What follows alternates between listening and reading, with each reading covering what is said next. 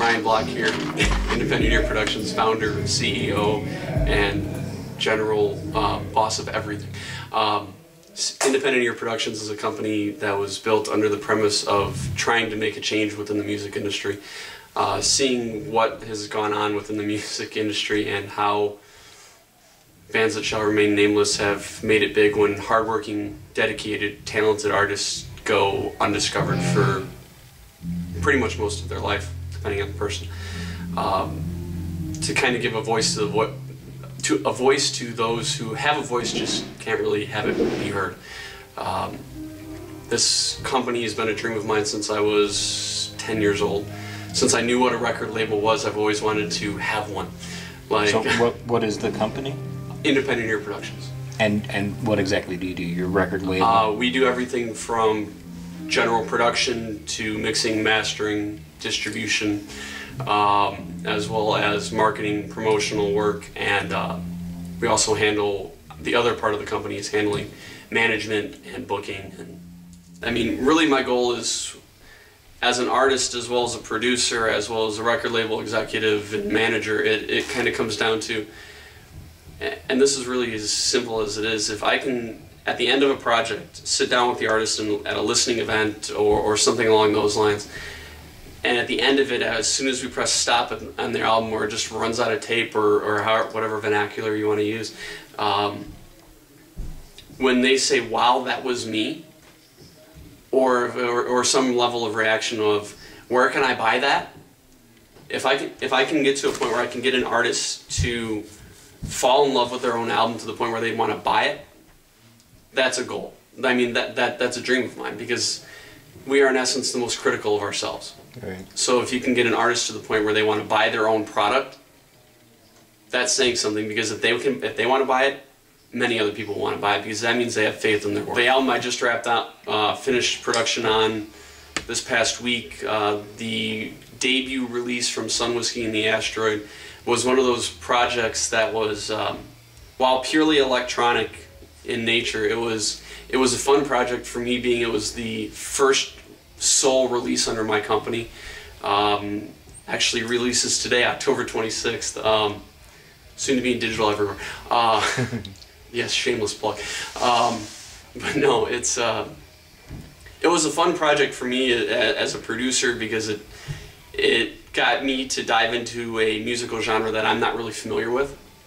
Put me in an art room with an artist, an acoustic guitar, or even a full band, and that's where I'm really at home. I mean, I grew up listening to punk, grew up listening to bluegrass, country music, the Styx, Eagles, Journey, and once I got to the point where I could listen to what I wanted to listen to, I heavily inundated myself within the punk rock world. If you were to go into my computer, my library, you'd see that a good 60% of my music library is punk rock in nature. Getting into punk rock myself, actually that was one of the first things that I broke into when I was able to break off and doing my own musical projects, was multiple different punk rock bands that honestly I've forgotten the names to, because they were nameless, faceless groups, but nonetheless, growing up in Rockford and being 16 and 17 years old when the punk rock scene here was actually starting to pick up was entertaining. Unfortunately, now that scene is diminished greatly, but some of the originators like myself are still here. But no, punk rock music has been an anthem for me in a lot of ways. It's speaking to nonconformity and pure independence, and on a multitude of different levels, that is really just kind of influential almost to a point. Right. So a little bit of a random thought, because your company, your label, you want to give people a voice, or people that have a voice, as you said, you want to allow them to be heard, or give them an avenue to be heard. But I find it interesting, coming from a punk background, that they were very, or are, especially the originals, were very anti-business, you know? So how do you think you got from that mindset in the punk scene to, you know, how did you make it right in your head to, okay, I want to help these people get to the forefront? And after you answer that, you could lead into a second question here. How could you do that with a punk band? Well, really, I mean, the premise is prior to starting this record label, I spent many years within the business world. So I got the ability to conform as much as one could conform to a world that wasn't really my own, and saw that there were opportunities within business to bring some of my old school mentalities and thought processes and meld them two together. Right. As far as reason why I think I can do that with a punk group is, I mean, there's several groups that have done it. I mean, look at Anti-Flag. They were they've been around since 1996, kind of post new wave punk, but they're now, they just played the main stage at Warped Tour this past year. So I mean, they've done it. They've gone to the point where they've gotten from pretty much recording an album in the basement of a house and playing basement shows to playing 30,000 people venues, and everybody's done it. So it's not really, that whole attitude's not really about not being popular. It's about not conforming to the traditional ways of doing it. Okay. Yeah. So I mean, and that's kind of why I named the company Independent Ear. It was a funny story. Back when I was in the financial world, I walked into my friend John's office, part of the group Ladder to the Sun actually, and we were talking one day and kind of just spitballing out names for the company because we were going to inevitably start one. We just were kind of messing around with names, and he kind of said that I always gave his music an independent ear, so it kind of it played into the creation of the name.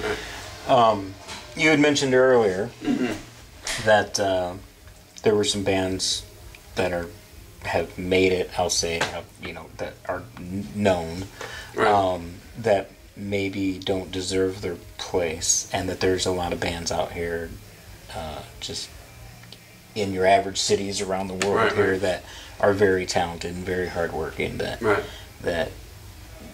haven't been heard yet. Very much. And I would just like to throw out there that, do you mean that? Like, I know there's a lot of flack over a lot of pop artists. But when you go and watch, I'm very into music overall, and I go and I watch, the Justin Bieber story, the movie, the Katy Perry movie and stuff like that. And it does seem like, even though it's manufactured music, I personally can't take away the work that they put into it. It's not really those artists in particular.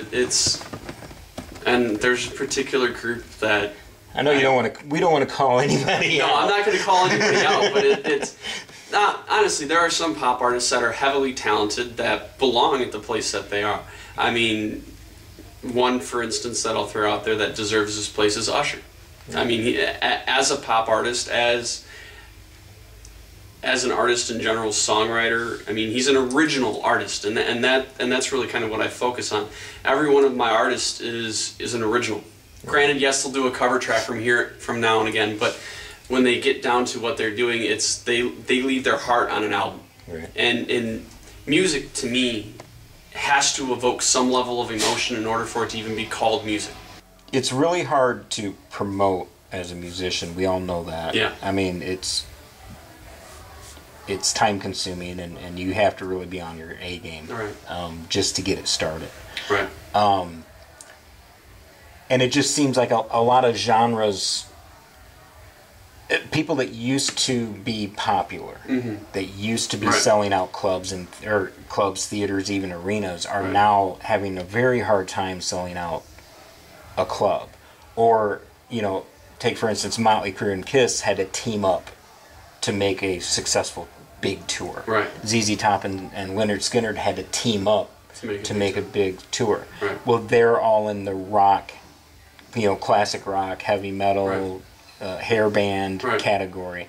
And all of that music, as well as a lot of alternative and a lot of other genres, are struggling compared to other genres. And I'm not talking specific artists here, I'm just talking about the genres in general. But when you look at the radio, the radio, you don't hear a lot of that on the popular top 40, top 100 Right. radio. Is, you know, so the big question for everybody, I don't know the answer. I'm sure none of us have the answer, I'm sure, but I'm going to ask it anyway. The big question is, was it the fans, the general population, backed away from those styles of music? Or was it the industry that backed away from those styles of music, and that's why we don't have the fans? Yeah, honestly, I think it's the industry that backed away from it. And this is why. The artists that I've talked to, especially the veteran artists that I'm working with, it comes to the point where these bigger labels, these big management groups, these big radio, they're trying to sell music based on an image. And really a lot when they're trying to build it on image, they're sacrificing originality. Because they have their music that they want their artists to play, they have their look that they want them to have, and if they don't fit their music or their look, they're not going to get airtime. Or they're not going to be the headlining act, or they're not going to be this, or they're not going to be that. But how was it that Poison could have a #1 hit in 1986 or 1988, and then just not getting airplay? Like, how is it that you're there, you've made it, you're there, and then you're almost shunned? Honestly, I don't have an answer. I mean, like you said, none of us have this answer. It's sitting in the answer's sitting locked in some corporate executive's office in New York or London or Paris or Madrid or wherever they happen to be located, and they have the secret. But we're going to get there. It's just the point of how much work and how much heart do we want to put behind it. Right. Because if the independent artists and the independent people in this world stand up and start to unite, everybody's going to start to recognize. I mean, I've been around music my entire life, and I've seen the original artists, the Springsteens, the Dylans of the world, just give way to the other artists that are the pop ones now. It's all a generational thing. I mean, it depends on, it's heavy radio play, which really drives that, which then puts independent artists usually more underground than they otherwise would be. Right. But now that we have all this digital media, it brings a whole new world of artists to the world. I mean, it's introduced me. I mean, I've built my company on social networking. Yes. The first ever record released under Independent Year Productions is this album from Sun Whiskey and the Asteroid called Control. This is definitely a fun project to work on, and I'm excited to actually be releasing it tonight. Throughout their Facebook, website, and all that. Yeah. Independent Year Productions on Facebook, Independent Year on Twitter. Now you can even find me on Instagram. But no, all my artists, actually these guys don't have a Facebook yet, but I'm going to yell at them and start it. I actually have a website too, but the URL is too long to list off because my company name we is can long. link that. But no, it's definitely a lot of minds, a lot of hearts, a lot of talent, and a lot of soul, all driving the same boat to get to the same place, and and that same place is just kind of getting to the point where they live their dream. So, Ryan Block, Independent Year Productions, look for us on Musicon.